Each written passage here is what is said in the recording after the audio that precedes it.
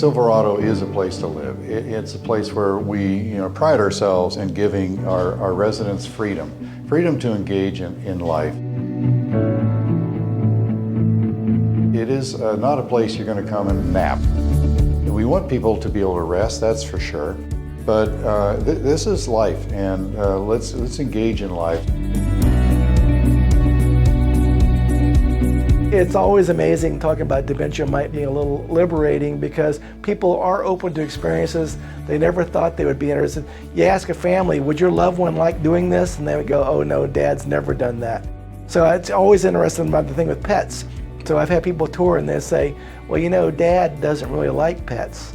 And then sometimes Dad can come in and he's like the biggest pet lover in the place because he forgets that he didn't like pets. One time they showed me pictures of Nadine going bowling, and I almost fell over because Nadine never bowled in her life. So what we want to do is give them opportunities to try things that they haven't tried and see if because it's fun to do something in your life you've never done. Oh, Dad would never like art, and all of a sudden Dad's painting one picture after another, loving it. Or Dad's never liked music, and all of a sudden they're singing right along with the whole group. As easy as a society that a person with memory impairment can lose value. And so from our standpoint, how we enhance their value is to give them a life filled with purpose in a home-like environment. And so everything that we do here at Silverado is to engage them in a purposeful, value-filled life. We'll have families tell us all the time, my mother, my father, my wife, my husband is doing so much better at Silverado than they ever did at home, And they kind of look at us like, what are you doing? Silverado, the whole environment is their home. So if you're a nurse at Silverado, you may have someone who was a nurse in their past life. They might stand next to you when you're having a meeting with your other nurses. We've had some CEOs that love to sit and help our administrators manage their staff. He gives us all a raise. He'll say, please, business manager, what's your name again? Make sure everybody gets a raise today. And then when he's unhappy and when he's having a bad day, we all get fired. But then every day is a new day. So the next day when he comes again, depending on his mood, when he's happy with us, he joins us for the meeting, when he would have a bagel with us, and we're all rehired and getting a raise. So. That takes a unique person who understands that for that particular resident with memory impairment, performing that thing that gave them value throughout their life, that is a purposeful activity. And so when we talk about our active engagement program, that's truly individual-centered care. There are no boundaries as far as keeping residents away from certain things. They are free to join. This is their home. You can pretty much do what you want to do when you want to do it. And we have residents who are here and they don't want to leave. Families have come in and taken them out like for a holiday or for a dinner, and they want to come back. And that's a nice feeling because they do. They feel like they can walk around. They don't have to be told you have to stay in this area and that door's locked and you can't get through it. They really have a nice feeling of independence.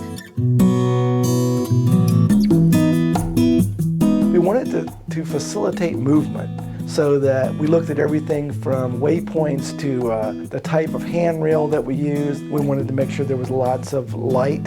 We looked at barriers on the floor that somebody that has a depth perception problem that you have with dementia might see as a hole or a barrier, so we paid attention to carpet designs. We wanted to make sure everything from the artwork and all stimulated memories, so you don't just see art, but you see country scenes, or you see farm scenes, so that you can have like engagements as you're walking around a community. We design our communities today. We'll design purpose-built, 45,000 square foot, 90-bed communities with no doors separating anything. On the outside, of course, we wanted to be able to have gardens. We're gonna pick some tomatoes for our soup tonight. Charles, he used to have a few restaurants, so he knows what he's doing right now. Got it right there, yeah? Yeah, I got it. Gardening is really a lot of fun because honestly, it just brings them back to earth and you get to touch the dirt and just be part of the nature. It's really a lot of fun for them. To me, that the symbolism of growth, continued growth, even though you have dementia, was really important. So we designed a lot of garden areas and garden boxes for people that were in wheelchairs that couldn't get over into the ground. We know with a memory impairing disease that people are going to have more trouble over time walking. We've developed the surfaces to allow for them to continue to have to kind of work on balance with different types of surfaces. So many times with dementia, people actually design couches and chairs as hard things to get up on because they're trying to keep people from falling. We've always had the opposite. Let's make it as easy as we can for them to get up and support them as much so that there's a greater chance that they can move around on their own and maintain their independence. Research is showing now, too, that being able to stand up and walk is actually stronger for your bones. You don't get the classic loss of muscle that we used to think was a normal aging change that now we know is just inactivity. Our approach isn't strictly medical. We look at, of course, the medical background, but the focus of what we do is engagement as well as the psychosocial aspect of somebody's spirit. So it was really important to us that first thing, we wanted to make sure that it in no way seemed like a medical facility, which is hard because medical is really important to us. We have 24-hour licensed nurses around the clock, and so medical can tend to creep into an environment. But we try to hide it. So we make sure that we don't see the medical equipment. It's put away, so it's available to our nurses, but not that people are going to see it all the time. We wanted to provide that excellent care, but we don't want it to be visible. We want it to be like a home and feel like a home. We can see a major reduction in medications by just simply giving people freedom. The first thing we do when somebody comes in is evaluate their medications and see, is there anything we can take them off? Well, when you take people off a lot of medications, a lot of side effects go away. And so all of a sudden people who couldn't walk or were slumped over in a chair all of a sudden are awake and are able to move, and if you get them up and walking around and strengthen their legs up a little bit, all of a sudden they're getting out of that wheelchair. They do better when we are actually intervening less. And I, as a physician, I feel very content and happy when I see a patient is responding very well and actually being more alert. Well, company-wide, we have about a 30% reduction in psychotropic medications for controlling behaviors. We know that because we measure every psychotropic medication that's given throughout Silverado's 2,000 plus residents today in 30 locations over 6 states. Nobody asks us to do that. There is no requirement to do that. We do that because that's one of the tools we need in order to enhance quality of life. We invite the staff to bring their children to work because intergenerational programming is very effective for engaging some people in life that are reached by children. Silverado kids from early age, they spend time with residents, they play with them, they laugh with them, they talk with them, they dance with them. And the residents, that's like beaming and bringing back, I know, amazing memories to them of their own kids and their own lives.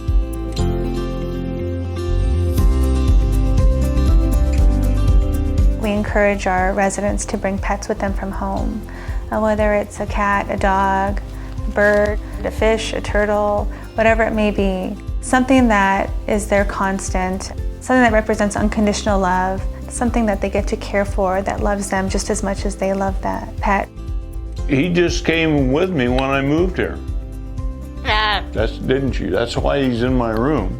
They really get a joy of having our animals here. Our animals are able to walk around the community. Residents stop to pet them and talk to them.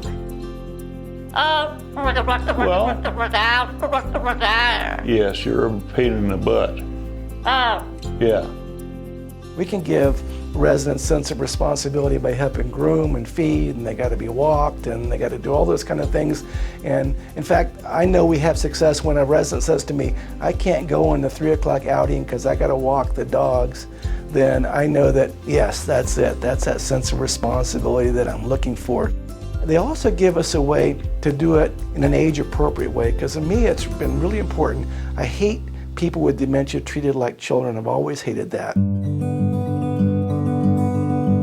Devaluing residents, having lower expectations for residents, treating residents like they're incompetent, or treating residents like they're children has such a terrible effect on them because our residents live up to or live down to our expectations.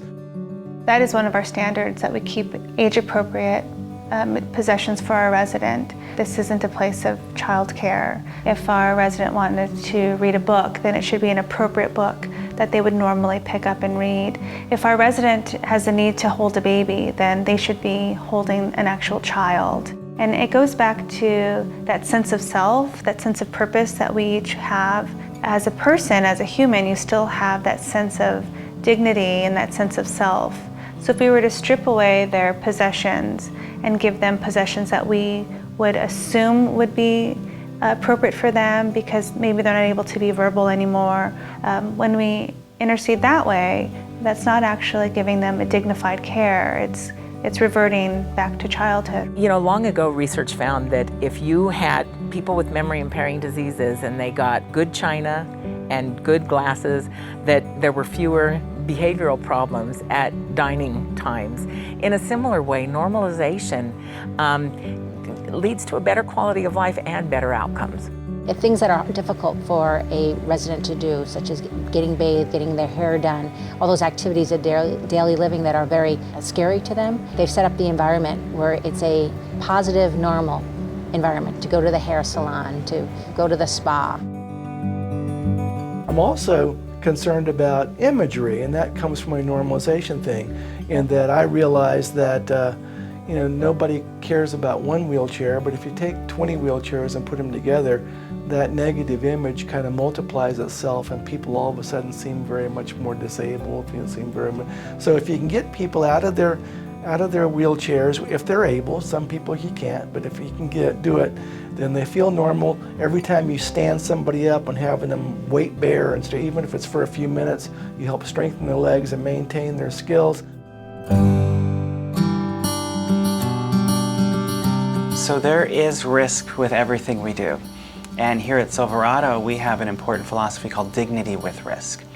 And so there's a gradient, and we try to find that happy medium where we understand there are certain areas which can cause significant risk to our residents, and we mitigate those with putting in certain precautions. Whether if it's a resident wanting to cut an apple or bake some cookies, there are risks, but we want to allow them the choices and the freedom.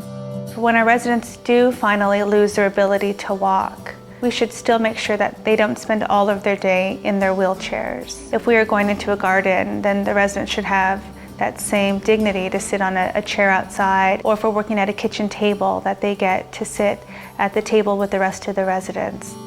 One day a caregiver said, let's get him up, and he can't stay walking too long, but when the music comes on, he loves to get up and dance, and he will dance for a long time, and he'll hum and sing the words, and we may not understand, but his life would have been different had he stayed in that wheelchair the rest of his life and never gotten out.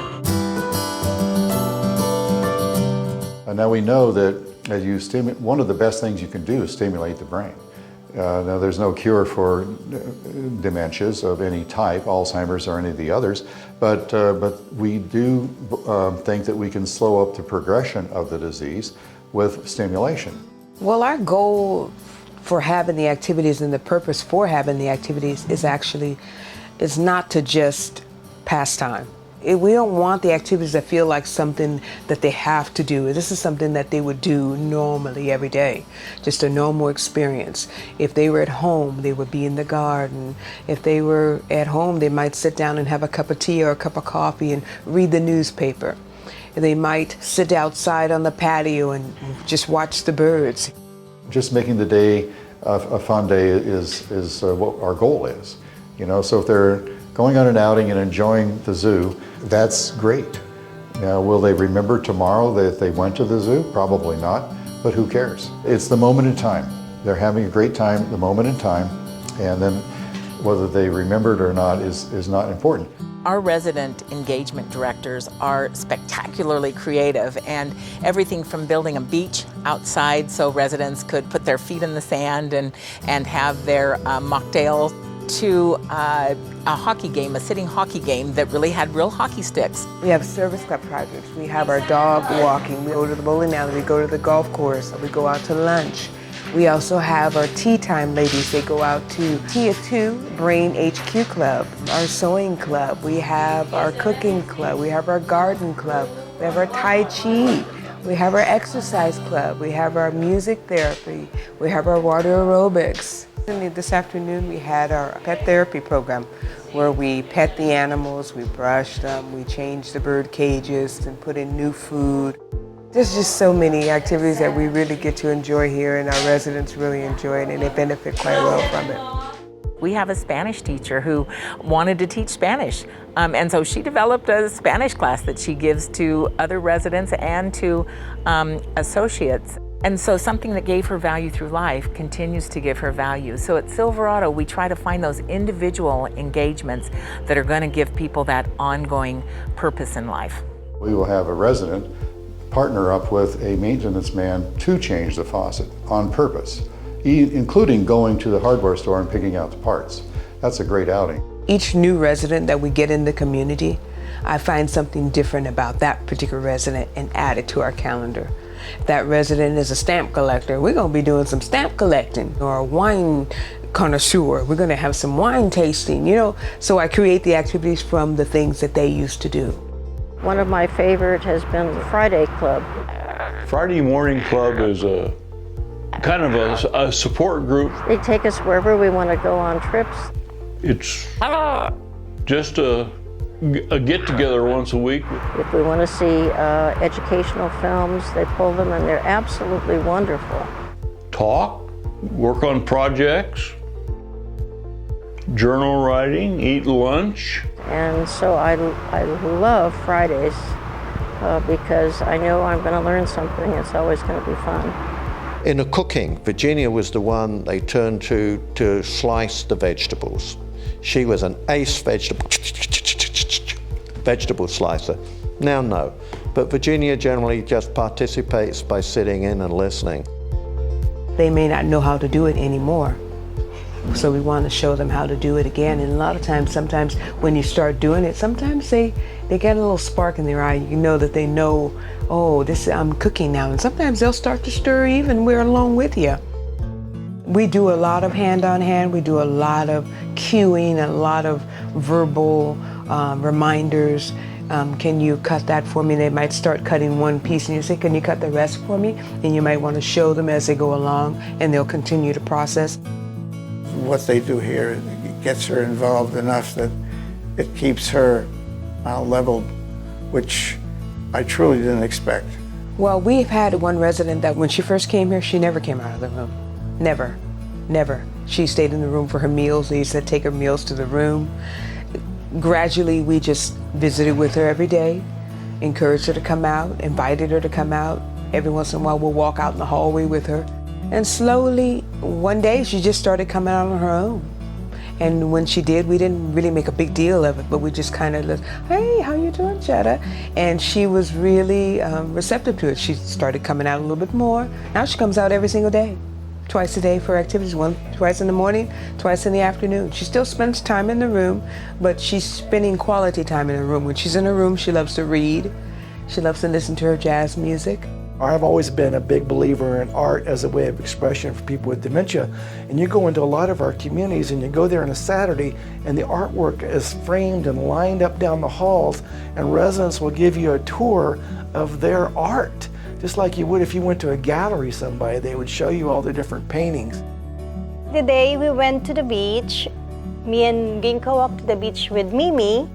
I like the ocean, yeah. I'm born in the ocean, close to the ocean, the Hiroshima. I love folk music. They have a folk singer that comes here, and I'm crazy about his stuff.